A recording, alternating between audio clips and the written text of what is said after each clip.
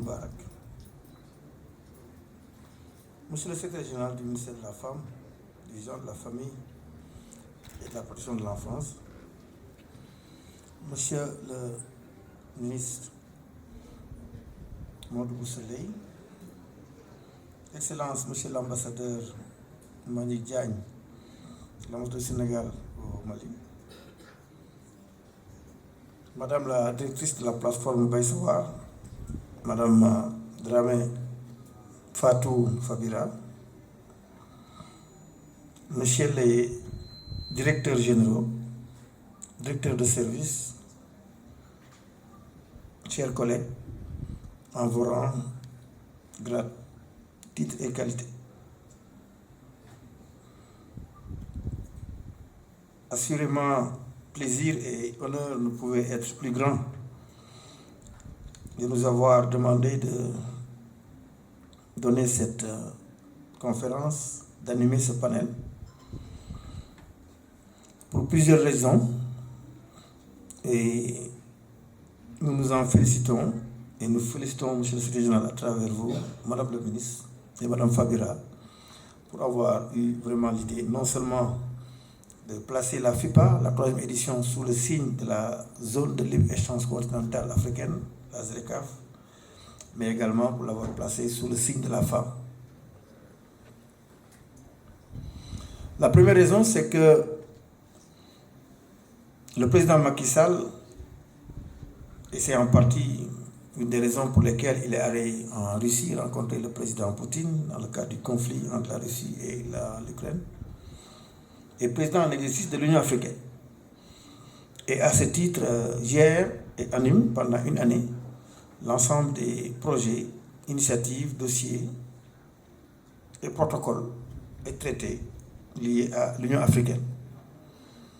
Et dans cette Union africaine, si on devait la caractériser comme une classe, une salle de classe, assurément la ZLECAf est le meilleur élève, de par sa dynamique, de par sa dimension, de par son processus et de par les résultats attendus. L'Afrique ne compte que pour 2,1% du commerce mondial. L'Afrique attire à peine 3% des investissements directs étrangers, IDE, mais l'Afrique regorge de 70% de toutes les réserves, de toutes les ressources du monde. Ce paradoxe, c'est un de ces paradoxes que justement la ZLECAf est venue corriger, et elle a commencé à le faire. Et elle va le faire, et elle ne pourra le faire, et ne saura le faire qu'avec les femmes. La deuxième raison, pour la pertinence de ce thème, c'est que la femme est au cœur du développement. Norbert Gardiner, c'est un prix Nobel de la littérature, il appelait les femmes la moitié du ciel. Donc on ne peut pas développer un continent, un pays, et même dans le cadre familial, sans la femme. Et donc mettre la ZLECAf au service de la femme et mettre la femme dans le dispositif de la ZLECAf sont assurément des réflexes, Monsieur le secrétaire général et Madame le ministre. Nous vous remercions et nous vous félicitons vivement donc d'avoir eu cette intuition-là qui est tout à fait éminente, qui est à la fois stratégique et opérationnelle. La troisième raison, pour les femmes également, et pour la ZLECAf, qui sont intimement liées, 80% du commerce intra-africain sont le fait, 80% du commerce intra-africain sont le fait donc du commerce frontalier. Et dans ces 80% du commerce frontalier, les 80 à 90% le sont par les femmes. Donc, assurément, un autre motif pour encore une fois placer la femme, placer le genre au cœur du dispositif et permettre donc à cette importante couche de la population donc de pouvoir faire le nécessaire. La quatrième raison, c'est que nous sommes dans un pays donc dirigé par le président Macky Sall, qui a initié une politique économique qui s'appelle Plan Sénégal émergent, PSE, qui, avec le Covid, donc, a procédé aux ajustements nécessaires et qui a abouti au plan d'action prioritaire ajusté et accéléré, le PAP 2A. Eh bien, dans le PSE, comme dans le PAP 2A, l'axe fondamental, c'est le capital humain. Et ce capital humain, il commence, comme la famille, il commence par la femme. Et l'axe 1, qui est donc la transformation structurelle, va justement faire appel à un élément que seules les femmes soient faire, en tout cas que les femmes sont en train de mieux faire que les hommes, c'est la transformation des produits agricoles vers l'industrialisation. Donc combiner les deux axes majeurs du PSE qui rencontrent trois, on voit encore une fois cette place éminente de la femme et qui ne peut qu'être saluée sur le plan stratégique et sur un plan opérationnel. Le dernier élément, monsieur le secrétaire général, chers amis, chers collègues, c'est par rapport au monde où nous vivons. Il y a des vicissitudes inhérentes à la vie familiale. Il y a des vicissitudes qu'on a connues dans le cadre de la pandémie à Covid. Nous sommes en train de souffrir des répercussions d'une guerre si lointaine que la Russie et l'Ukraine, mais que nous vivons chaque jour dans nos cœurs, dans nos chairs, dans nos familles. J'en discutais tout à l'heure avec monsieur le ministre Modou Bousselé sur le ressenti quotidien au niveau de la banlieue notamment par rapport à cela. Et donc, tout ceci nous interpelle. Nous devons faire en sorte donc de trouver, d'abord de comprendre le contexte stratégique, géopolitique, mais également sur un plan opérationnel de voir comment articuler les réponses idoines. Et dernier élément, à ce niveau, monsieur le secrétaire général, le ministère de la Femme, dans l'architecture gouvernementale, est un ministère qui est, alhamdoulilah, machallah, suffisamment doté de projets, d'acteurs, de dispositifs, de ressources humaines, qui font que nous avons espoir que si déjà on greffe la ZLECAf, ce n'est pas la ZLECAf qui va aider les femmes, mais ce sont les femmes qui vont aider la ZLECAf à travers vous, le ministère. Et donc c'est le premier, je crois, c'est la première conclusion systémique, j'allais dire, à laquelle on va arriver donc à la suite de ce débat. Donc pour toutes ces raisons systémiques, stratégiques et opérationnelles, nous pensons que, comme on dit en wolof, il y a une fille wok fofu moy xassab.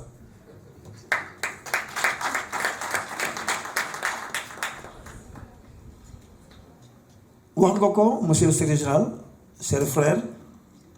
et collègues et éminents fonctionnaires,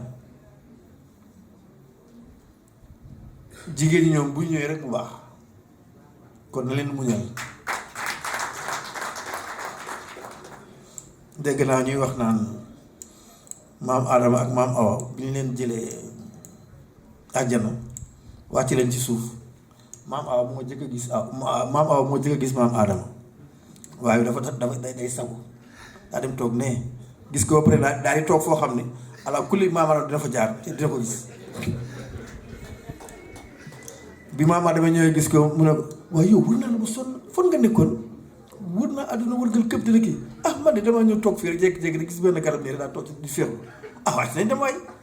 donc jigéen ñi moom loolu la, donc macha allah. Contrairement peut-être à ñeneen li ñu mën a xalaat ci sujet bi ci mbir mi, mel na ni jigéen ñi ñoo nar a jàppale ZLECAf. ZLECAf dinaa ci ñëw aussi dina am fu mu mën a jàppale jigéen ñi lool, ndax li tax ZLECAf ak jigéen ñi nekk maanaam couple comme ni góoru jigéen jëkkër jabar nekk couple, mooy que ZLECAf bi ñu koy xalaat di ko def dañu xalaat jigéen ñi d'abord. ñun ñëpp gis nañ ci télé yi ñaare booy xoolee réew africain yi image lay wone dañ gis noonu la benn jigéen bu yenu boot doom yore xale jéem a traversé frontière bi pour wut lu mu amale ak lu mu dundale njabootam li tubaab bi wax image d'Épinal boobu ñëpp gis nañ ko. donc kon kooku malgré fardeau bi malgré charge bi moom mi ngi jéem a fexe déjà waroon naa mën a toog waroon naa mën a noppalu ndax li yëpp fardeau la bu ci ne rek mu war a doy mais mu ne doole man dama fa jóg di wutiwaat kon yéen ci li nga xam ne moom la ZLECAf di woote. Et quand je vois l'éminente directrice Madame Ba vraiment se démener depuis le début de cette FIPA, quand je vois aujourd'hui ma sœur Kankou moom sama rakk la seen rakk boobu tamit moom xarit intime la mën naa wax ci madame le ministre Ndeye Saly dafa xaw a jàkkat yi moom mooy directrice du FAISE mais bi nga xam ne wax naa ko yónnee naa ko programme bi ma sàmb yónnee pour wax ko ñëw te kooku c'est ma grande sœur yàgg naa ko kooku sama seex la daan donc monsieur le secrétaire transmettez également non seulement mes hommages différents et mes salutations mais également ceux de madame Sokhna Mbacké Samb du FAISE. donc loolu wane na déjà njàmbaata jigéen mais njàmbaata jigéen su muy tàmbul nga xam ne muy ZLECAf mu benn ZLECAf mooy ëmb kon ëmb ni mu metti pendant 9 mois nga boole ko di defaral añ defar ndekki di defar yépp li nga xam ne moo la aju kër gi mais loolu entrepreneur ak entrepreneur mënu ko passé je crois que madame Ba est directrice du service qui gère ça entrepreneur entreprise ak fa la jëkk a tàmbali kon loolu déjà bu ci ZLECAf ñëwee ZLECAf koy mooy nar a bénéficier wu ci loolu ndax lu tax ZLECAf war a mën a dimbali jigéen mooy xarala bi nekk ci jigéen yi njàmbaar bi nekk ci jigéen ñi ZLECAf dafay ñëw yokk ko moom la ñuy wax à la puissance N55 pourquoi N55 yaa nga ko sànq bi ngay fàttali sa diggante ak notre frère éminent excellence Diagne Mbagnick donc du Sénégal au Mali booy jàng donc mathématique physique ak yu demee noonu dina am fu la waxee ni maanaam boo bëggee accélérer mbir wala boo ko bëggee mu ñoŋ boo ko bëggee joyanti da nga koy def da nga koy yokkal puissance ay racines carrées ak yu demee noonu n bi nag 55 la mooy léegi ñoom ñu ngi liggéey loo xam ne ci biir ZLECAf te xamuñu ne ñu ngi koy liggéeyal ZLECAf les ZLECAf dafa ñëw pour leeral leen ko après ZLECAf dina am leneen loo xam ne dañ ko mën a def pour ñoom mu gën a ñoŋ mooy léegi lañ daan def Mali di ko def Mauritanie di ko def Gambie di ko def fépp ci réew yi Afrique yi léegi ZLECAf may na leen juróom fukk réew ak juróom loolu mooy ZLECAf juróom fukki réew yooyu ak juróom dañuy def benn jaba comme ni mbootaay xeet amee ñu koy wax Nations Unies comme ni mbootaay xeet amee mi nga xam ne président Macky Sall moo ko jiite jamono muy maanaam Union africaine noonu la mbootaayu xeetu africain yi am ci wàllu jëndante ak njaayante mu nekk jaba boo xam ne jaba bu mag lay doon diggante juróom fukk ak juróom yi nga xam ne ñoom ñooy réew yi nga xam ne ñoo ne ci am ci Afrique xam nga tey jii kenn ci soxna yi bu jógee Casamance jële fa ay màddam jële fa ay mango di ko indi Thiès xëy na oto bi dañuy laaj ay pièces ak ay permis ak ay demee noonu waaye moom kenn du ko laaj droit de douane loolu mooy ZLECAf Dakar ba Lagos Nigéria Lagos ba Marrakech je salue madame Rokhaya xam naa mu ngi ci salle bi je n'ai pas donc ci plateforme Baytouba c'est la présidente du conseil d'administration nekk Marrakech donc Dakar ba Marrakech Dakar ba Djibouti le Caire fa El Azhar nekk ba le Cap dëkku Nelson Mandela maanaam fépp ci Afrique fu muñ doon muy mel ni ngeen jógee Ziguinchor di jëm Thiès jóge Louga di jëm Dakar jóge Diourbel di dem Matam jóge Ndar di dem Thiès ak fenn fu mu doon donc jabala boo xam ne yaatu boo xam ne maanaam tey jii ku daan jële benn camion mango Casamance wala benn camion madd Casamance wala feneen fu mu mënti doon léegi mën nga am juróom fukk camion ak juróom yu la may loolu baax na wala baax am na solo merci monsieur le secrétaire général donc loolu la leen kii indil ZLECAf pour yokk dëgg-dëgg seen mën-mën ak seen doxalin ci fànn boobu waaye loolu nag dañ koy liggéey dañ koy joyanti dañ koy tabax ndax boo waree jël maanaam léegi nga di kat am naa possibilité juróom fukki camion ak juróom ci màdd wala ci leen léegi dañ ko yombalal rek pour déggin bi maanaam ñu ne léegi fukki camion wala sax ñeneen ñaari camion rek ndax li may wax ci ñaari camion mooy fukki bi mooy juróom fukki ak juróom léegi donc soxna si bu jëlee camion màddam Ziguinchor léegi mën na jël ñaar bu waree jël ñaar kon déjà mi ngi dundal économie bi moom ndax benn camion la daan jënd ndax camion bi day jënd essence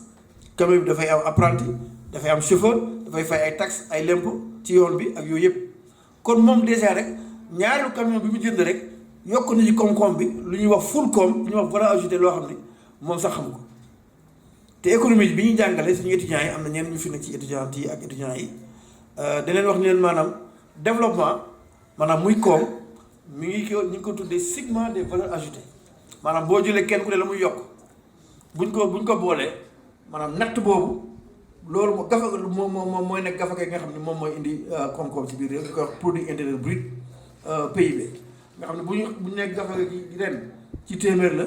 ñu ne gafa gi ren mat na léegi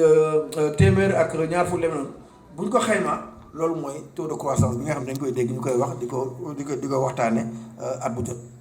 kon léegi bu defee loolu moom déjà moom participer na ci la lutte contre le chômage mu ngi contribuer ci économie bi mais en même temps bu defee loolu tamit faw mu xalaat ne man kat waaw luye camion baax na léegi maa ngi luye ñaari camion te sax wax na ma ni mën naa yóbbu lu ëpp juróom fukki camion kon man lan lay def damay dem jëndi camion parce que tant que yaa ngi luye camion yaa ngi dundal ki nga xam ne moom camion bi mais autonomisation bi nag mooy nag léegi nga jël effet levier boobu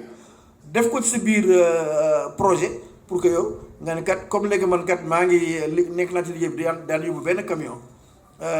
boobaag léegi maa ngi ci am aslëf mais loolu pour sama njaboot ak samay soxla yu demee noonu rek léegi nag dama bu ma defee ñaar damay def nag ba fii at wala ñaari at damay jënd camion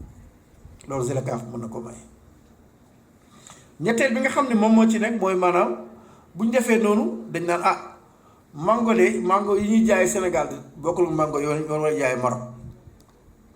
waaw Burkina Faso ñi lañ ko bëggee arabe yi ñi lañ ko bëggee amaana xëy na sax dañu war def jus moom la ñuy wax chaîne de valeur maa ngi ci discussion ak ambassadeur Diagne maanaam léegi kon avec ñu mel ni Samb avec ñu mel ni Madame Ba ñi nga xam ne ñoo leen di jàppale ci liggéey bi daneen créer li ñuy wax chaîne de valeur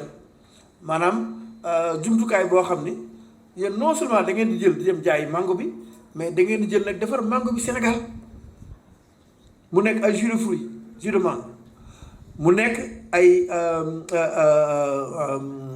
condensé ay pâte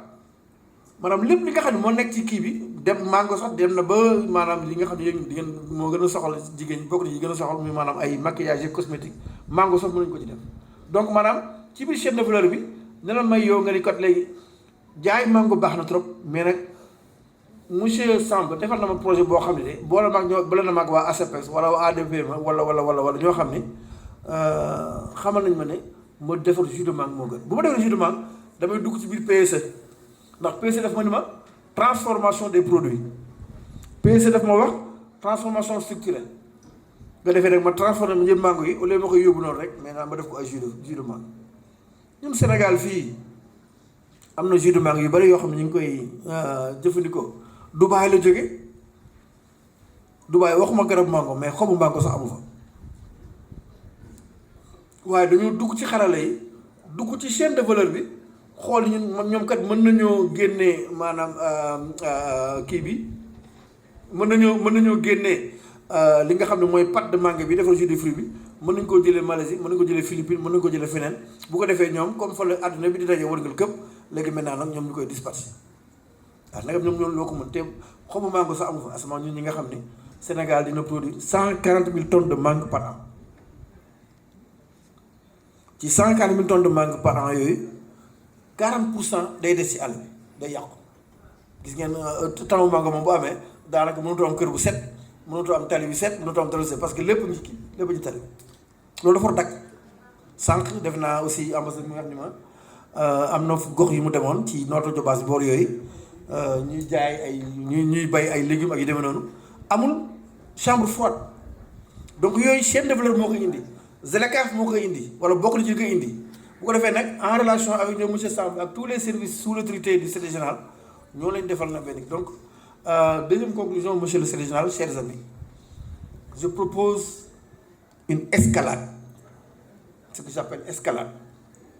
une escalade technique. Moi, madame, il faut s'insérer dans les chaînes de valeur. Dem jëndi jaay Mali Burkina Faso ak yooyu baax na mais chaîne de valeur mooy maanaam li ngay jëndi naka nga koy jëndee léegi nga bàyyi noonu di jaay toujours loolu mais nag nga defe ko neneen pour mu gën a ñoŋ ndax kat baax na waaye gën bu taxawee baax dafay taxu waaw di am 100 francs baax na mais bu la wanee ne ko mën nga am 1000 francs war nga mën a kii parce que kenn ku ne yàlla may na ko muy dem di sàkku njëriñam ci ni mu gën a lewee rawatina muy li nga xam ne barke boobu sallallahu alayhi wa sallam mi ngi ci muy wàllu jënd ak njaay mi nga xam ne yàgg na ko def moom. Donc cette escalade, monsieur le secrétaire général, c'est une escalade qui va être multiforme, technique, à savoir créer ou consolider de nouvelles chaînes de valeur. Elle sera institutionnelle. Madame dañuy war a joyanti maanaam ce que j'appelle la gouvernance féminine projet yi bari na trop ministère de la femme macha allah xaalis bi sax bari na trop. On salue la représentante de la communauté Bruxelles-Wallonie. Nous saluons également la présence donc de ma sœur wax naa ko sànq le Fonds national pour le crédit aux femmes am na solo crédit bi ñuy jagle jigéen ñi parce que àdduna wërgal képp études yi nga xam ne ñun def nañ ko ak ñi nga xam ne samay naatangoo ci àdduna bi def nañ ko dañu wane ni monsieur le général, chers amis, ni maanaam jigéen ñi ñoo gën a mën a fay crédit que góor. kon nag gàcce ngaalaama bi Sénégal indee initiative boobu Fonds national du crédit aux femmes jagle ko femmes yi bu ko defee ñu daal di kii parce que man bu dee sama maas bi ma xasee am crédit rek lu may njëkk a def mooy takk jabar di noonu waaye jigéen ñi bu amee doom ji lay xalaat dina xalaat sax yu ba jéem la man tey maa ngi defal sama alaaj wutal ko benn bassin fii wala moom kat bi wala mais ñun du leen xalaat yéen moo tax ngeen mënuñu côté boobu. Donc cette escalade financière, cette escalade institutionnelle, donc bi nga xam ne maanaam gouvernance bi la ñu tëggaat monsieur le secrétaire, monsieur Samb, madame Ba ñu xoolaat multiplicité yooyu parce que maanaam li ñuy wax floraison da ciy am boo amee floraison day am clash boo amee clash kii day jaar ni kii jaar ne man du ma la déglu man yow doo ma déglu alors que comme ñun ñëpp Sénégal moo ñu tax a jóg jigéen ñi moo ñu tax a jóg non war nañu mën a jubóo bu jubul war nañu mën a dóorandoo donc loolu nañu tëggaat nañu jooyanti la gouvernance féminine à travers cette escalade là. Troisième escalade bi c'est l'escalade financière wax naa ko sax mooy Fonds national de crédit mais doyul parce que moom amul moyen xam naa ne waxuma ko mais xam naa ne amul moyen budget bu ndaw la am waaye dama ci def ñaari proposition benn bi mooy président de la république beneen sœuru madame le ministre bi wax sànq muy madame Mbacké bañ ko joxee phase muy maanaam nga xam mooy dimbali jigéen ñi nekk bitim réew ak seen borom kër yi nekk bitim réew bëgg ñibbisi wala góor yi ak ndaw yi bëgg ñibbisi def projet moom dafa fekkoon budget bi 300 millions actuellement mu ngi ci presque 10 milliards donc nañ def ci conclusion ak recommandation yi que nous demandons au président de la république que mu jël budget au Fonds national du crédit mu yóbbu ko de 300 millions à 3 milliards déjà bu ko defee ñu bëri daañu ci mën a xat ci côté boobu. ñetteel bi toujours enfin ñaari bi toujours ci wàllu gouvernance féminine ak gouvernance escalade financière bi mooy maanaam ñu fexe banque yi fi nekk am na yu bari yoo xam ne président Macky Sall créé na ko BND mu ngi fi FONGIP mu ngi fi FONSIS mu ngi fi FONGIP jigéen a ko jiite waaw nu mu tudd sax madame Thérèse Faye voilà merci madame Thérèse Faye c'est pas parce que jigéen ji day nekk ci mais c'est pour la ni maanaam capacité jigéen ak mën jigéen ñaari loxo mooy takk tubéy ñaari loxo mooy takk seen donc loolu nekk na loo xam ne moom di moom dañ koy wax ni ko na créer ce qu'on appelle un guichet crédit aux femmes na créer une discrimination positive en faveur des femmes au niveau du FONGIP te bu ko defee ba pare nag moom mu nekk chef de file par rapport ak BND par rapport ak FONSIS par rapport ak banque commerciale yu bëri comme banque mel ni Ecobank dafa ma publicité nekk ba sax ma sax Ecobank mais banque mel ni Ecobank dafa tasaaroo lu bëri ci Afrique looloo tax donc bu ko defee mu nekk chef de file ñu def ay crédit revolving yoo xam ne dina mën a non seulement assurer crédit ñëpp mën cee mën a jot mais la durabilité du crédit mu mën ko assurer pour que loolu mu nekk loo xam dafay gën a ñoŋ si côté. Donc je propose cette escalade donc multiforme à la fois stratégique et opérationnelle pour ñu mën ko def. Donc loolu yëpp nag dese ma ñaari point mu daaneel ji ñu fexe comme monsieur Samb mu ngi fii autorité donc yaa ngi fii en tant que SG yore liggéey bi yëpp sous la conduite donc de madame le ministre Ndeye Saly ñu def benn projet bu mag boo xam dañ koy animer ci ZLECAf. am ngeen projet yu bari pour yéen jigéen ñi pour def yu bari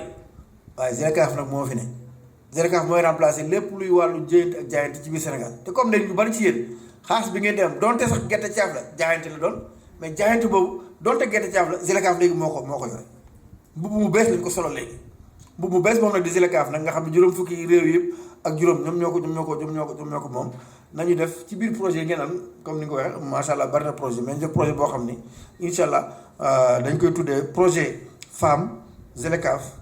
et insertion des femmes dans les chaînes de valeur continentale. ci kàttan yàlla ak ndimbalam luñ ci mën ci ay xalaat ak ci jàppale ci biir nguur gi ak ci biir université ak ci biir lépp li nga xam ni spécialité sama doom baay bi la Samb ak ñeneen sous votre autorité monsieur Général loolu dañ ci mën a liggéey ba nga xam ne dina mën nekk loo xam ne te ma jox leen jox rendez-vous ci biir loolu mën nañ ko joxe rendez-vous ni maanaam fii ak le mois de fin mai début septembre dina benn forum bu mag boo xam ne président Macky Sall moo ko woowee juróom fukki réew yooyu ak juróom donc ngeen waajal ko bu baax a baax ni ngeen waajalee FIPA bii wala lu ko raw nga xam ne même ñi ngi xalaat boole wuñ ko woon mais man démb daje naa ak ñi nga xam ne ñu doon daje waa liggéey boobu waa ñu jóge PNUD ak waa CA ak yooyu ñi nga xam ne ñoo ñuy jàppale ci forum boobu kenn ci ñoom man sañu ma ko woon wax parce que damaa defoon rek bon dama ko bëggoon yemal rek chef d'état yeeg ministre yeeg ñoom seen mu ne mais pourquoi pas docteur duñ ci boole l'exposition de produits des femmes. man nag moom loolu mën na nekk yéenay financé de comme loolu man ak alhamdulilah kon nag na ngeen xam ne loolu moom ni ngeen préparé FIPA bi na ngeen ko préparé loolu. amaana xëy na jam ñaar lañ koy defee amaana ñu def ko King Fahd wala Radisson mais lu ci am solo rek mooy maanaam donte dañ koy def foo xam sax du am pavillon yi nii mais mën nañ ko délocaliser mu ñëwaat fii Grand Théâtre wala mu nekk feneen foo xam ne en tout cas ni ngeen ci bëggee di ngeen ko am donc incha allah dans le cadre donc de ce travail d'ores et déjà kii dinañ ci jokkoo bu ko defee mu nekk loo xam ne gën et dans ce cadre monsieur le secrétaire général je vous propose également non seulement te am ngeen ko dans tous les ministères vous avez des pôles focaux genre mais pôles focaux genre yooyu c'est plus politique social que économique que commercial léegi nag à vous de choix man awma ci kii awma ci xaaj ak seen soit ngeen créer des points focaux ñu fa nekk testal ZLECAf soit ngeen créer carrément des points focaux ZLECAf peut-être pas dans ci ministères yëpp mais ci ministères yi nga xam ne ay commerce ay PME ay ADPME ak yooyu ba ci agence yi nga xam ne du nekk loo xam ne day institutionnel de trop rattaché au ministère mais day dem ci ñi nga xam ne ñoo liggéey bi parce que balaa affaire bi yéeg ci kaw ministre bi yow xam nga lu baax li muy wax lu bari yow ci wala yem en tant que secrétaire général am na loo xam ne war nañ ko mën a lijjanti yow di ko mën a lijjanti ak say directeurs yi ak say chefs de projet ak say directeurs généraux yi moo donc loolu la ñi nga xam ne ñoo ngànk loolu ci réew mi mooy ASEPEX mooy ADPME mooy directeur du commerce extérieur façon yooyu daal bu ko defee au lieu ngeen di jël benn point focal Fallou Sam teg ko ci benn ministère muy ronger les ongles lu xel du am lu mu def wala nangam da nga koy yóbbu ASEPEX da nga koy yóbbu ADPME maanaam fa muy xasale ngeen wokke foofu mais bu xasal bi soree rek alors amaana xëy na yaram mi dina ko yëg waaye nag fay xasal moom da nga jékki-jékki rek mu fàtte wàllu boppam donc affaire bi foofu donc ñu créer également benn comité de pilotage boo xam ne yéen ñu koy jiite sous autorité mais ñu dugal ci agence yooyu yëpp boole ci bien sûr présidence bu boobaa bu egsee ci président man dina ma ko jox bien sûr dinaa ko defal rapport aussi ci proposition yëpp ndax lu ci ne dama koy nar a rendre compte waxtaan naa ci déjà avant ma ñëw ak kilifa yi ci suuf muy secrétaire général ak directeur cabinet moo paree daan compte nag bu ko defee moom nag bu boobaa fekk mu ñëw dina am yu ci validé boobaa yaakaar naa comité de pilotage boobu dina nekk loo xam ni lu am solo. sant yàlla baax ci ducante bi mu mayee tey ci àjjuma bu tedd bi ñu teew fii ci Grand Théâtre du Ndiaye Rose tase fi ak jigéen ñi nga xam ne ñooy liggéey ci développement réew mi di ci indi seen participation bu am solo ñu ci sant yàlla bu baax di leen nuyu yéen ñëpp di leen félicité bu baax di leen sargal di nuyu monsieur le président du conseil spécial du président de la République en commerce investissement point focal de la ZLECAf qui représente ici le chef de l'État. di nuyu bu baax monsieur l'ambassadeur excellence monsieur Malick Ndiaye ambassadeur du Sénégal au Mali ñu ngi lay nuyu itam bu baax di la sargal malgré seen agenda yu chargé da ngeen tenir pour ñoom daje bu am solo bi nga xam ne moo ñu fi dégale tey. di nuyu suñu frère monsieur le ministre Serigne Modou Bousso Dieng mon frère bu yàgg di ko nuyu bu baax di ko sant baax di ko gërëm taxawaayam ci askan wi. di nuyu madame l'administratrice de l'APF de la Wallonie-Bruxelles. di nuyu monsieur le directeur madame la directrice des chefs de service de mon département di docteur madame Ba. madame la directrice des organisations de l'entrepreneuriat des femmes maa ngi leen nuyu bu baax di leen féliciter ci taxawaay bi aussi ci liggéey bu am solo bi ngeen def ànd ko ak madame la présidente Fabira ñu ngi koy nuyu moom itam bu baax di ko sant bu baax di ko gërëm madame la présidente de la plateforme Bay Sa Waar notre sœur Fabira ñu ngi lay féliciter bu baax sa liggéey di ko rafetlu bu baax a baax di ko féliciter di la encourager aussi parce que li ma wax toujours rek nous avons besoin de femmes comme vous leaders accompagnent l'État dans vraiment la promotion et l'agenda de la femme. di nuyu toutes les représentantes des organisations de femmes ici présentes ñu ngi nuyu ñëpp di sant ñëpp di leen gërëm su ma limee damay juum mais gis naa ci salle bi ay femmes yu taxaw yoo xam ne vraiment félicité leen moo ñu war encourager leen seen liggéey ak seen taxawaay ci réew mi. di nuyu toutes les exposantes venues du Sénégal, du Mali et de la Côte d'Ivoire. Nous saluons vous toutes et nous félicitons pour votre présence ici au niveau du Sénégal pour cette grande exposition. Di nuyu toutes les honorables invités. góor ak jigéen mag ak ndaw ñu ngi leen ñëpp sant ñëpp bu baax a baax di leen féliciter bu baax a baax di wax ne nag tey peut-être li ñu dagalee jarul ma ci delluwaat ginnaaw parce que rencontre bu mel nii dafa am solo ci réew mi fu mu toll.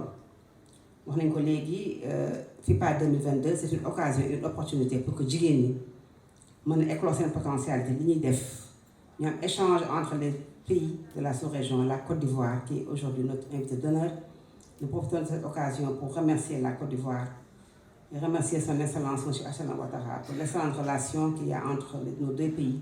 et l'excellence des relations entre le président Houphouët-Boigny, Léopold Sédar Senghor et tous les chefs d'État de la Côte d'Ivoire, mais particulièrement entre le président actuel M. Alassane Ouattara et notre président, l'excellent président de la République, M. Macky Sall.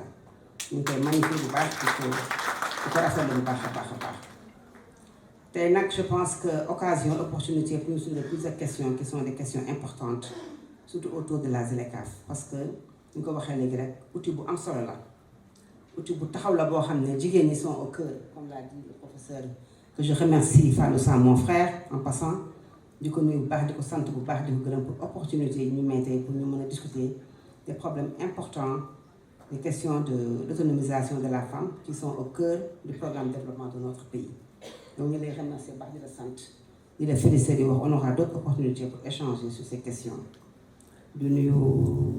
tous les responsables ici, je pense que j'ai cité tout le monde. Donc, nous sommes tous sant ñëpp wax di leen di gërëm bu baax. Comme ni ñu ko waxee léegi rek tout à l'heure monsieur le ministre a parlé tout à l'heure de Serigne Modou Bousso Dieng du travail non rémunéré des femmes. Je pense que question là, c'est une question qui est au centre parce que li ma wax rek olof na balaa nga naan danga fay nekk pour que femmes yi mën a libéré wu. Pour éclore ses potentialités, il faut nous mettre dans un cadre qui leur permette en fait d'évoluer. Ce cadre-là, d'abord, c'est kër gi la commencé. Parce que kër gi, déjà, charge yu bari na pour jigéen ñi. C'est un frein en fait à l'autonomisation des femmes parce que naturellement, la femme est appelée dans nos familles à être au centre et au cœur de la prise en charge de toutes ces questions. Parce que jigéen, moom ci biir këram déjà li ñu koy jëkko xam mooy kay toog. Sa jëkkër bu xiifee yow lay laaj sa doom bu xiifee te tu es obligé en fait de faire de togg pour jox leen parce que yow yaa fi nekk pour loolu. Avancement bi am na ci réew mi je pense que léegi jigéen ñi commencé nañu jël en charge ces questions pour mën a libérer wu ci yu bari suñu mode de vie en fait moo indi loolu parce que je disais tout à l'heure que Sénégal rek ngay dem gis togg añ togg reer togg ndékki fii ko gis ci réew mi dans d'autres pays au monde te boo demee Côte d'Ivoire jigéen ñaa ngi ci marché bi di jaay bu midi ku nekk dem jënd sa benn aloko def sa fee banaan lekk naan dem continuer sa liggéey te bu ko defee Sénégal ñu nekk doon jigéen ju baaxul la parce que elle mu toog ci këram toggal pour jëkkëram ne mi ngi ci mbedd mi bu mu dee mu gën a sandwich jox ay doomam parce que c'est pour se libérer bu dee googu day uti jigéen di uti indi ci kër gi day tax kër gi gën a neex kon il faut ñu jigéen tam ñu xale leen yoon tam pour ñu mën a am moyens yu ñuy générer ñoom tam ay ressources pour indi ko ci kër gi parce que àddina dafa jafe. Donc je pense que c'est une question essentielle, le travail non rémunéré des femmes, qui est au centre en fait de cette autonomisation des femmes. Il faut que jigéen ñu alléger leen dans les travaux domestiques, alléger leen bu baax ci biir kër gi déjà pour ñu mën a génn, pour mën a def seen formation, pour mën a jël seen ay projets, pour mën a apporter seen contribution dans l'évolution et dans le développement de notre pays. Elles sont dans l'informel. te bu ñu informel nag ce cadre-là la ZLECAf je pense que c'est un cadre très important boo xam ne jigéen ñi bu ñu xamee li opportunité yi ñu leen may pour ñu mën a développer seen ay potentialité je pense que am solo la d'abord libre échange entre tous les pays africains c'est important pour nous parce que jigéen ñi ko ci fekk am na initiative ñu ngi liggéey mais dañu war a gën a taxaw seen liggéey bu baax a baax d'abord jàppale leen pour ñu am la formation technique qu'il faut parce que loo mën def tam ak loo mën initiative loo produit ci nekkul aux normes moom mënoo ko génne Sénégal même Sénégal sax les gens ne veulent plus utiliser les produits qui ne sont pas aux normes actuellement na ci biti donc il faut les accompagner déjà dans les formations techniques pour que ñu mën ku ci ne li ngay def rek nga xarañ ci si dans la transformation des céréales il faut ñu am ay technicité bi war sur les fruits et légumes la même chose sur beaucoup de produits yoo xam ne yi transformation des produits je pense que il faut que ñu avancer bu baax a baax pour quand même former les femmes pour ñu am les nouvelles technologies qu'il faut pour dans ce domaine pour que boo mën a concurrencer parce que boo xasee bi génn ay produits moom il y a la concurrence donc produit non normé bu nekkee génn ak produit normé mënoo jaay donc je pense que c'est important cette première étape là que les femmes soient formées pour ñu mën a dem ensuite la ZLECAf permet aux femmes aussi d'échanger aussi ces gens-là entre les pays qui sont dans ce cadre mën a permettre femmes yi améliorer wu parce que du ne li ma mën rek boo cloisonné ci benn amoo opportunité ubbeeku pour gis xew leneen doo mën a améliorer parce que je pense c'est important donc cadre day permettre aussi jigéen ñi dem ci yeneen jigéen ñi voilà les Ivoiriens sont là les Maliens aussi sont là pour que ñu mën a échanger ñoom lan la ñuy def ak ñun lan la ñuy def comment faire pour que en synergie qu'on mette cette collaboration qui doit pousser les femmes de notre pays parce que tant que yaa ngi yem sa dëkk rek li ma koy waxee léegi tuuti doo mën a xam lan moo xew ci biti donc je pense c'est important pour que ce cadre là nous permette d'évoluer que jigéen ñi ku ci ba nekk léegi mën nga jóge fi dem ba okkeer jaay mais nga jaay tam nekk produit bu baax le président le disait saa yu ma demee ci benn foire dama gis jigéen ñi dama gis waa Sénégal fi ñu toll ak fi ñu yem produit yu ñu jaay daf may rusloo man sama bopp parce que les produits boo demee même chose dañu jaay toujours ñu ngi am seen ay caq yoo def seen ay per yoo seen mbuusu cere moom président baa ngi sabote yoo tamit donc il faut que jigéen ñi aussi jëlee leen foofu fi ñu nekk ils ont le savoir-faire am nañu xarañ bi bëgg nañu mais accompagnement bi moo des dans la formation dans l'amélioration des produits normés il faut ñu jàppale leen ci baax a baax d'emballage donc c'est des défis qu'il faut relever surtout nag dans la transformation pour mën a dem vers en fait l'exportation de nos produits donc maa ngi remercier ñëpp di sant ñëpp di féliciter ñëpp et en passant di féliciter aussi Fabira parce que je disais l'autre jour que l'État ne peut pas tout faire l'État ne peut pas tout faire mënuñoo def lépp c'est impossible mais il faut des relais relais ku mel ne Fabira ak femmes yi nga xam ne nekk suuf ku nekk rek seen groupement bi nga yor femmes yi nga yor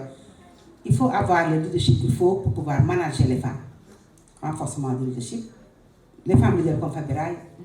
il doit y en avoir plusieurs dans le Sénégal koo xam ne kon ba nga nekk pour ko ba nga nekk nga taxaw pour jàppale jigéen ñi c'est le relais entre nous et l'État donc ñun État mu ñu ko fay nous pouvons que vous accompagner taxawu la loo nekk ñu nekk ci ak yow parce que c'est notre travail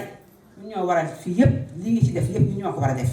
mais il faut que quand même mu am un intermédiaire la société civile les femmes entrepreneurs les femmes leaders qui sont là pour accompagner l'agenda de la femme, accompagner sur l'autonomisation en formant la femme, en trouvant des opportunités, en trouvant des financements, en trouvant même des financements sur le renforcement de la leadership. Et je pense que c'est important. Donc vous êtes en train de faire un excellent travail à ce niveau. Donc comme vous féliciter et vous encourager Fabira et vous assurer de notre engagement à vous accompagner ce que vous êtes en train de faire pour la femme sénégalaise. Donc merci encore une fois et félicitations. Donc je pense que nous, tey jii, on va peut-être avoir l'occasion de visiter vos stands pour voir exactement jigéen ñi def mais il faut qu'on sorte aussi des chantiers battus comme on l'a dit, je pense tout à l'heure, nous avons au niveau du ministère la volonté et la vision d'aller vers quand même des industries de transformation dans tous les départements. Ça va permettre aux femmes, initiatives femmes, à nous regrouper dans des coopératives de femmes. Nous sommes dans un endroit, nous avons formé les financements, mais aussi des outils de travail, des unités de dernière génération sur la transformation. Parce que ça, c'est l'État qui doit le faire pour accompagner les femmes. Faire des produits en normes, accompagner dans la commercialisation et la labellisation de ces produits. Donc nous avons ce projet qui est en cours avec le CTNIAI. Nous sommes en train de regarder avec le département de Mbour, Sandiara, pour voir dans la commune comment implanter cette usine pour la transformation des produits locaux issus de ce terroir. Et nous pouvons passer à l'échelle dans tous les départements, qu'on regarde exactement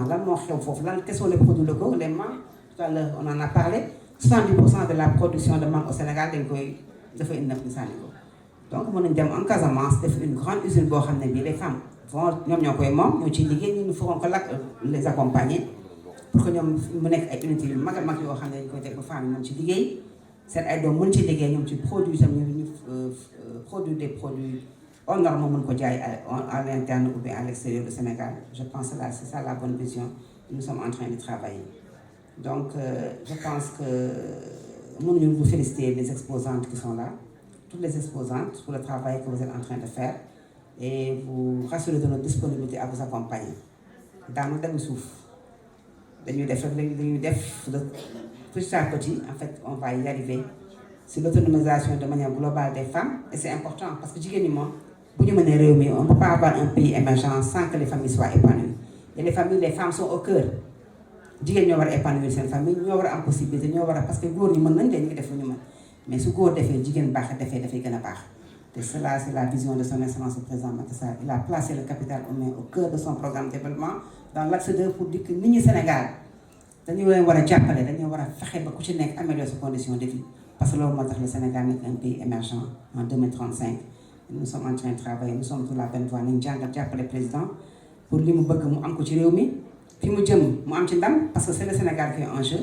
On va vers les élections législatives, de mes politiques de temps en temps, il faut me trouver le bien. Donc il faut que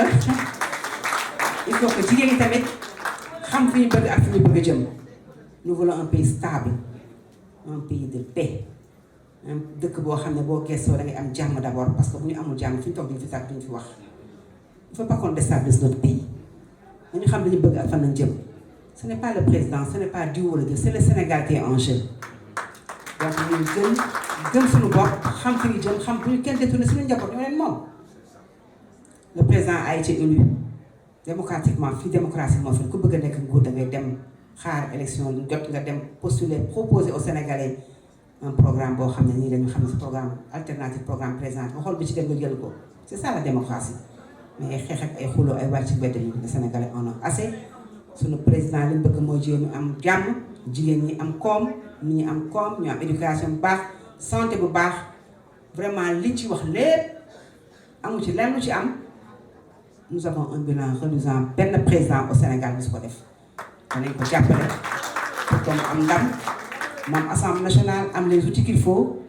pour que Sénégal jëm ci kanam c'est ça qui est important parce que ñëpp Sénégal jëm kanam ñu ñëpp ñoo jëm kanam kon maa ngi sant ñëpp di remercier di féliciter ñëpp di wax ne vraiment félicitations encore une fois Fabira félicitations aux exposants félicitations à toutes les femmes qui sont dans la salle merci beaucoup.